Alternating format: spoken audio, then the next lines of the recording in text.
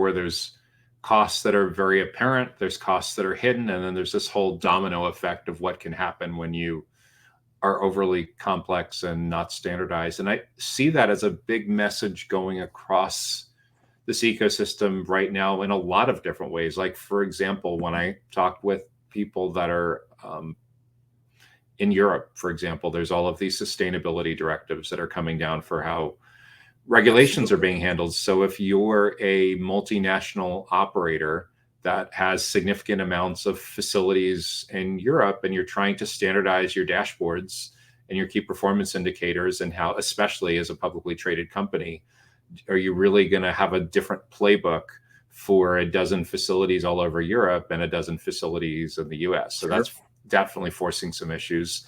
Are there similar kinds of considerations that come up nationally, 100%. multinationally with?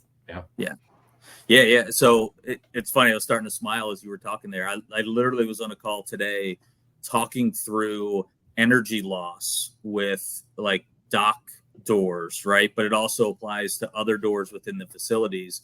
So you talk about energy savings. If they don't have the right seals on the doors and you're losing your temperature, how much additional spend and ultimately energy are you utilizing to keep the facility at the right temperature that you need it, right? And then when you think about these companies that are trying to build but they don't exactly know who the tenant's going to be, or they are just they're trying to follow a generic plan, they'll build these out, and then once the final tenant decides to move in, they'll rip out millions of dollars worth of equipment and building materials to retrofit a new building just to meet the needs of this new tenant. So you think about all the waste that's going into that's not helping anybody meet their sustainability goals.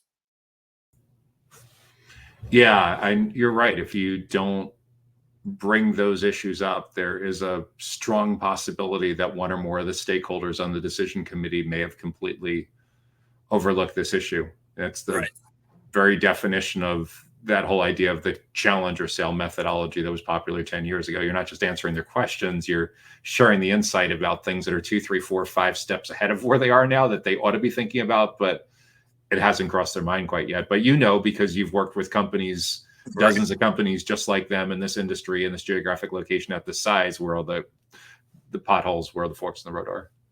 Exactly. Yeah, and like you said, it's all about listening, understanding what their current issues are, and then guiding them for issues that maybe they don't have visibility to at this point.